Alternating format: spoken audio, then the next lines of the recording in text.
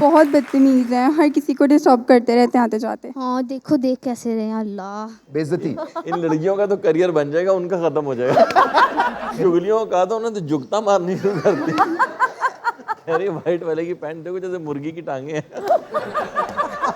अच्छा, और शादियों पे एक और भी हम तूफान बदतमीजी भी देख रहे हैं कि मतलब आप सालन ले रहे हैं, किसी और के ऊपर गिरा रहे हैं, आप सैलेड ले रहे हैं, तो आपके साथ कभी कुछ ऐसा हुआ कि जल्दी में बहुत ज़्यादा जब खाने होते हैं, लोग डाल रहे होते हैं सालन, तो उसकी निशानियाँ आपके कपड़ों पे लग गई हों? तो मेरी भांजी की शादी थी, तो उस पे हम थे, तो वहाँ वो गोलगप्पों का एक स्टॉल लगा हुआ था और बंद कबाब का। ओके। खाने से पहले का टाइम तो लंबा होता है, तो मुझे लगा भाई यही टाइम है, ऐसे खुलना चाहिए। तो मैं गया उनके पास, मैंने कहा ये खोलें इसको। उसने कहा अभी नहीं खुल सकता। मैंने कहा मैं दुल्हन का मामू हूँ, आप खोलें इसे। तो वो थोड़ा प्रेशर में आ गया। उसने कहा अच्छा। उसने सामान खोलना शुरू कर दिया।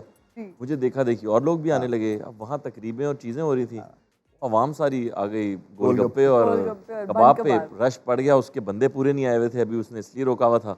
फिर मुझे उसकी हेल्प करनी पड़ी। अब मैं बन के ऊपर चटनियाँ लगा रहा हूँ जल्दी से, क्योंकि मैं दुल्हन का मामू हूँ, तो मुझे फिर उधर मदद भी करनी पड़ी। लेकिन मैंने अपने अपने को पहले दिया, जो हमारे यहाँ पाकिस्तान में उसूल है, अपने लोगों को पहले देते हैं। पहले तो मैं खाना जब शादी पे जाता हूँ ना, तो घर से खा के जाता हूँ, क्योंकि मुझे पता है वहाँ पे इतनी कुछ चीज़ें होंगी। और क्योंकि हमारा एक जो एक तरह से आप शोभा कह लेना, वो ऑप्टिक्स का है। सो मैं नहीं चाहता कि नान और हलीम खा के ना थोड़ा सा मैं ब्लोट कर जाऊँ। और जो सबसे बड़ा एडवांटेज सब मेहमान कहते हैं कि वो मेरे साथ टेबल पे बैठते हैं, क्योंकि वो दूर दूर से बेचारा भाग के ना खाना लेके आता है। तो मैं तो खाता नहीं, मेरे इर्द गिर्द वालों की याशी हो जाती है। मुस्तफीद होते रहते हैं। लेकिन आपकी बात में मुझे यकीन नहीं आ रहा, क्योंकि आजकल तो क्रिकेटर्स की वीडियोस आती हैं, इसमें वो कढ़ाइयाँ और हलीम और नान खा रहे हैं। आप यकीन करें, यूएसए अभी वर्ल्ड कप था ना, तो उसके बाद वेस्ट इंडीज गया, वहाँ पे शुरू होना था। तो वो यूएसए से बड़ी एक ना उम्मीद सी फैमिली भी ट्रैवल कर रही थी, क्योंकि उन्होंने टिकट लिया हुआ था कि पाकिस्तान भी सुपर 8 में जाएगा, वो गए नहीं। तो वो मोहतरमा आई मेरे पास। अच्छा। उनके साथ कुछ 7-8 और बच्चे थे, कुछ कज़न, सारे ट्रैवल करते। कहते हम इस क्रिकेट टीम के लिए बिरयानियाँ पका पका के, इनको खिला खिला के हमारे हाथ फूक गए, और इन्होंने देखे सुपर 8 तक नहीं पहुंचे। तो मैं एकदम से, पहले तो मुझे गुस्सा आया कि ये किस किस्म के प्रोफेशनल हैं कि ये बिरयानियाँ खाते हैं। बट आपका पॉइंट ठीक है, इसलिए कि ये जो है ना, हमारे भी डीएनए में मुफ्तापन जो है ना, वो बहुत लगा हुआ है। कि वो आपकी जो नेक्स्ट फिल्म की एक थोड़ा सा कॉर्नर पे ये स्क्रिप्ट में आप डाल सकते हैं, ये वाला सीन।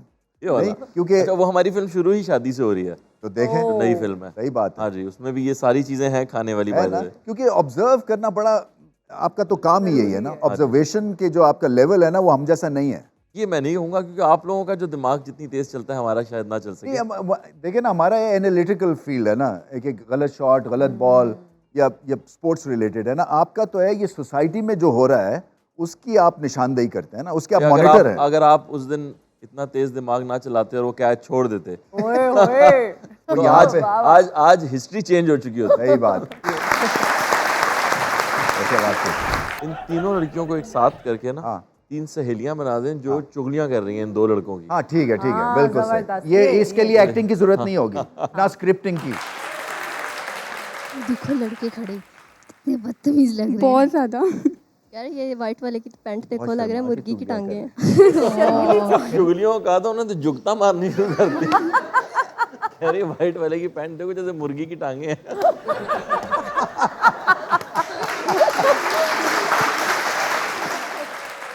बहुत बदतमीज हैं, हर किसी को डिस्टर्ब करते रहते हैं आते जाते। हाँ देखो देख कैसे रहे हैं, अल्लाह। बेइज्जती। इन लड़कियों का तो करियर बन जाएगा, उनका खत्म हो जाएगा।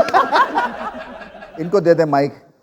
आपकी चुगलियां हो गई। हाँ, अब आपकी बारी है। अब आपकी बारी, एक और भी दे दें। या इन जैसों को ना ही देखो ना, तो अपने में सही रहते हैं। बिल्कुल सही कह रहा है, अपने से बड़े तो बूट पहने हुए हैं उन्होंने। हाँ। लास्ट बात कुछ कहनी है आपने? देख के तो बर्बाद ही लग रही है तीनों। पांचों के पांचों फेल हो गए। Thank you. यासिर साहब क्या कहेंगे यंग टैलेंट के हवाले से? देखिए, मैंने पहले ही आपको कहा था ये बात झूठी है कि हमारे मुल्क में बहुत टैलेंट। तो यासिर हुसैन का बचपन कैसा था? क्या शरारती बच्चे थे आप? मैं बिल्कुल शरारती नहीं था जी। मैं बहुत ही ज़्यादा कंपोज्ड और अम्मा के पीछे छुपा रहने वाला उस तरह का बच्चा था। बट फिर अचानक से 6th क्लास में मुझे हुआ कि यार नहीं, ये क्या बकवास बोरिंग ज़िंदगी मैं गुजार रहा हूँ। लोग इधर नाच गा बड़ा रहे हैं, जल्दी शरारतें एहसास कर रहे हैं। यू नो कॉमेडी की टाइमिंग होती है। Exactly. इसकी स्क्रिप्ट राइटिंग इतना ये एग्जॉस्टिव मीडियम है ना, शायरी और लिखना, क्योंकि ये आपकी मतलब, और आपको जब समझ ना आए और आप स्टक हो जाए ना, तो वो सबसे ज़्यादा एक चैलेंजिंग सिचुएशन होती है। कितने सफ़ों की होती है फिल्म की स्क्रिप्ट, या आप पे देखिए, डिपेंडेंट होती है कि जब ख़त्म तो ख़त्म, या नहीं इसको लंबा अगर करना है? आप 1.5 घंटे की फिल्म बना रहे हैं तो 1.5 घंटे में जितने मिनट्स हैं हाँ, उसूलन उतने ही पेजेस होने चाहिए उन मिनट्स के। बाकी जो उसकी डायरेक्शंस हैं उसको मिला के फिर वो पेजेस डबल हो जाते हैं, वो स्क्रीन प्ले डाल के वो और ज़्यादा हो जाते हैं, तो काफ़ी बड़ी स्क्रिप्ट बन जाती है। तो आपको कैमरे का तो ऑब्वियसली आइडिया है, कर करके हुनर आता है, क्योंकि हमारी तो एकेडमी कोई नहीं है ना ऐसी जो कि नहीं, आपको academy शिकायत तो एंगल्स कोई और ये, और फिर हमारा एक तरह से देखिए, मीडियम भी उतना डेवलप नहीं है फिल्म मेकिंग का। फिल्म मेकिंग जैसे क्रिकेट चेंज हुई है ना आपके सामने, हम्म। टेस्ट क्रिकेट से अभी जो लास्ट आप वर्ल्ड कप देख के आ रहे हैं, बात है। कितना फर्क है। बहुत। तो फिल्म मेकिंग भी बहुत ज़्यादा चेंज हो गई अब बहुत सारे जो बुक रूल्स थे वो टूट चुके हैं। राइट। अब बहुत सारा जैसे इंडिया के एक डायरेक्टर हैं जिन्होंने जब वी मेट फिल्म बनाई थी, इम्तियाज़ अली, वो कहते हैं कि मैं लिखता था और मुझे समझ आया कि यार मैं तो डायरेक्ट भी कर सकता हूँ, मुझे तो कहानी सुनानी आती है। अगर मैं लिख रहा हूँ कि जो है रमीज़ राजा यहाँ से उठकर ऑडियंस में जाते हैं और एक लड़की से सवाल पूछते हैं, वो जवाब देती है, अब ये तो हो गई ना डायरेक्शन कि आप उठ के गए, आपका वो शॉट लगना है, फिर आपने जाके उसे सवाल पूछा तो आपका क्लोज लगना है, या आप दोनों खड़े हुए हैं और सवाल पूछ रहे हैं, वो जवाब दे रही है, तो ये तो ऑटोमेटिकली होती गई। तो बेसिकली आपका स्क्रिप्ट कंप्लीट होना चाहिए, मज़े का लिखा होना चाहिए।